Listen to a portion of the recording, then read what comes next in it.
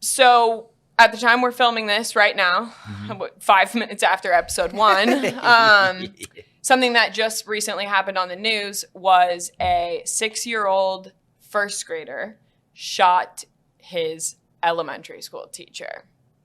6-year-old? 6 years old. That's unreal. I don't remember much about first grade, which really puts it into perspective when you're older of how young. I don't remember anything about 6th grade. Or first grade. Yeah. Well, 6th grade either, really, honestly. Yeah, truly. So Virginia, about a week ago at this point, a 6-year-old brought a gun to school, took it out of his backpack while his teacher was teaching her lesson, fired the gun, shot her. She was shot in the hand and the chest, I believe, in serious condition at first, but doing better now. Do we know, was it 1 shot, 2 shot? 1 shot. So through the hand. Yep. Okay. 16 other kids were in the classroom. The teacher was 25 years old, and the gun was the mother's, and he brought it to school. So since then, they took him into custody immediately. They arrested a 6-year-old? Yep. I got the news notification on my phone. I took a screenshot of it and sent it to a group message of my friends. And I was just a casual Friday in the world that we live in. A 6-year-old is in police custody. Jesus Christ. Can you imagine? No. I can't imagine being an adult that cares about this child more so than the child, I would assume. I don't know that they would have much of an understanding of what's going on unless they have prior knowledge. Help me defend. Yeah, so I was going to say, there's a lot of different areas of law that this covers. Yeah. But first things first, they arrested this kid, took him into custody. Help me say he's not going to go to juvie or prison or whatever the hell for shooting a teacher? So one of the things that the officers have publicly said multiple times at this point is that they know that this shooting was intentional. So they're conflicted. Why? Because police officers, law enforcement, a lot of people think that when a crime is committed, this is something we talk about on a regular basis in this office. We defend people that have allegedly committed crimes or have committed crimes. And a lot of times we talk about the fact that it's a humbling experience, right? This is a person, this is a human being. This case, it's a 6-year-old. Freaking kid. Yeah. And you're barely out of pull-ups. Truly. Yeah. And maybe isn't. You think you have to go to school? At least that's what I was told. Okay. Maybe not in Virginia, though. We don't know. Sure. But it's wild to think of a child in this situation and the parents. But he's looking at potentially going through the juvenile justice system at this point and having him in custody. And based on their statements of it being intentional, I would almost think that that's probably the route they're going to go. Is there a defense to that?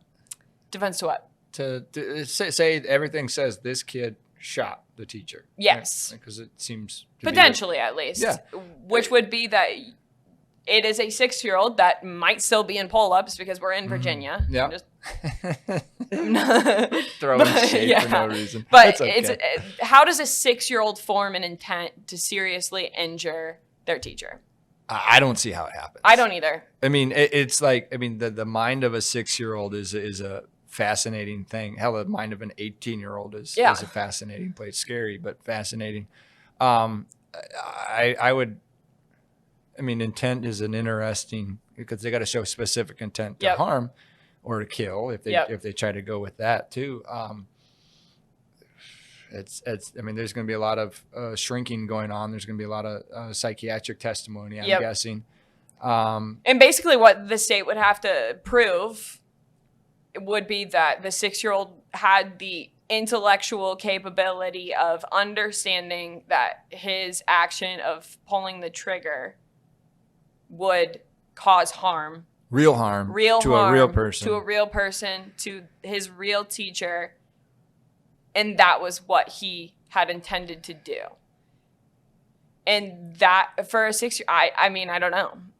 and understand and appreciate the consequences of the Yeah. act, all that fun stuff. The forever nature of shooting someone. And compare. So I thought this was interesting. Is if compare that to the fact that we have statutorily said children under the age of 14 don't have the capacity to consent to sexual conduct. Yep.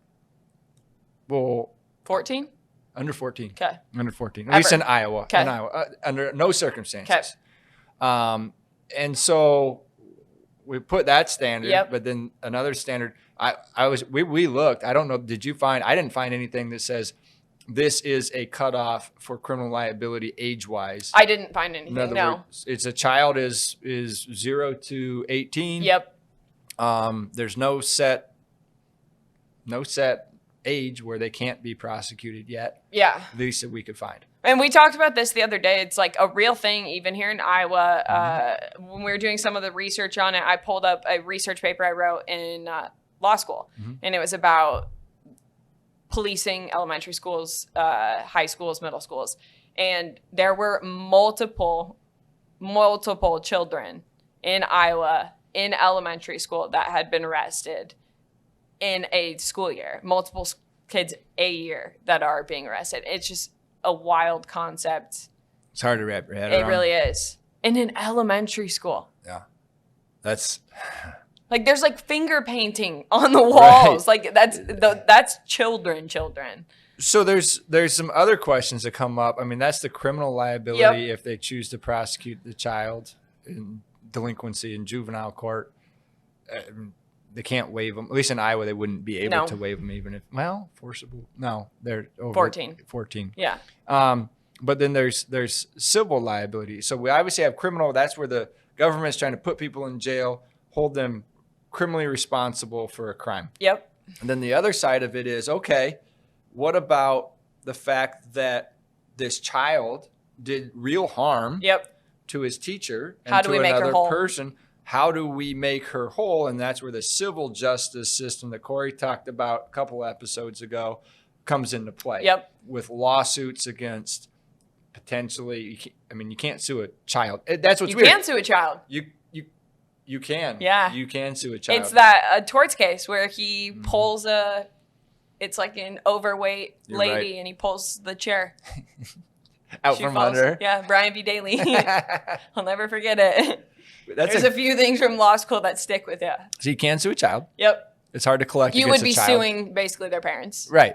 And that there's in Iowa, we have a couple of different things that can happen with parent liability. Yep. Well, before we get to that, should we back up? Mom of child, Owned her the gun.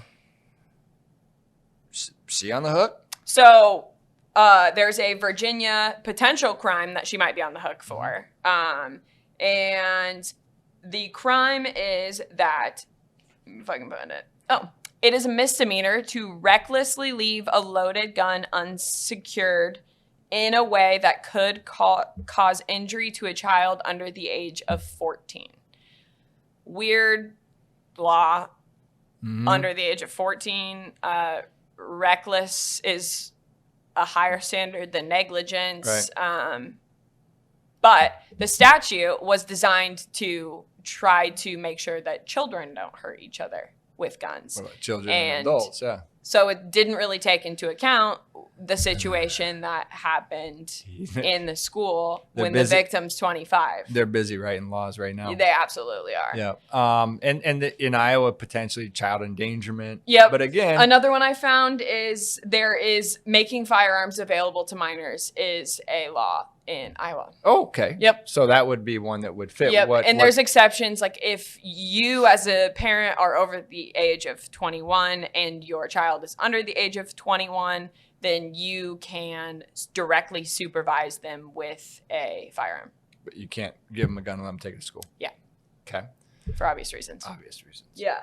So that's potential criminal liability with the mom, but unsure at this point about criminal for both of them. But one thing we know that probably would have merit might not be able to collect anything. We don't know anything about these people, but is that there is an action in civil court. 100% action. So we looked this up. It's interesting. In Iowa, you can actually sue a minor child, and the parents are liable for the unlawful acts of a child. Okay.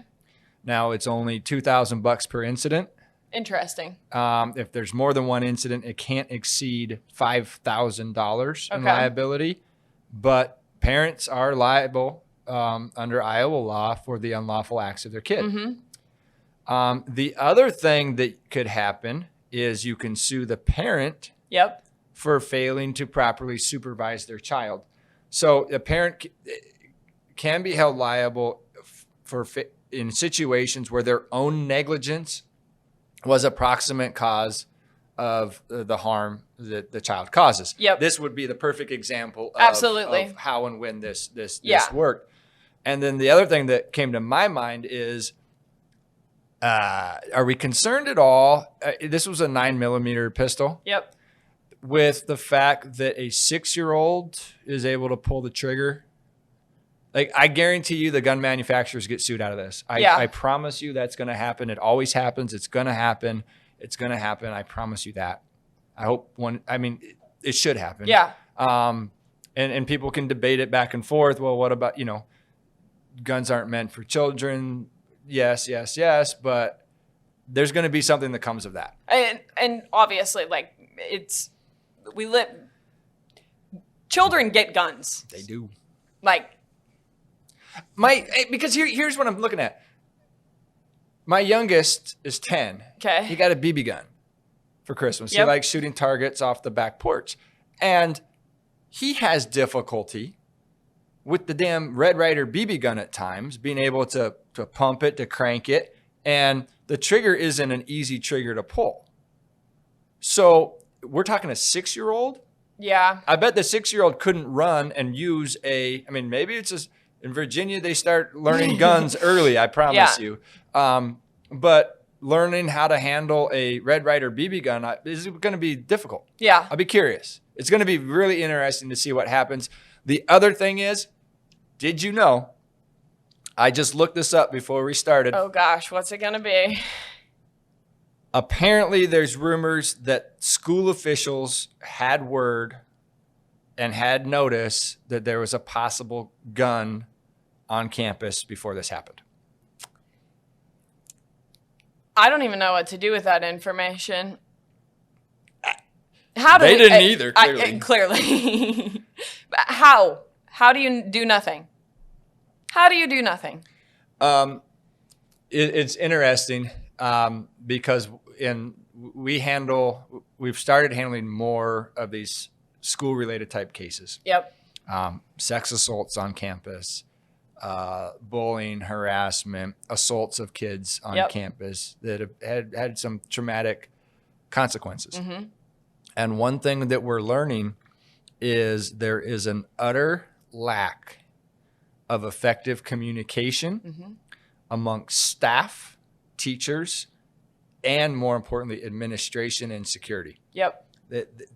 And that's how that happens, right? And to give them a little bit of a defense, in elementary school, you don't have that in your mind as a possible situation. It's not like a high school. Correct. But I guarantee you there's going to be breakdowns in communications that are going to get found out on this. School district is going to have problems if they had some type of notice and didn't effectively respond, because that brings us to the topic. Suing schools. The substantive topic, taking the paddle to schools.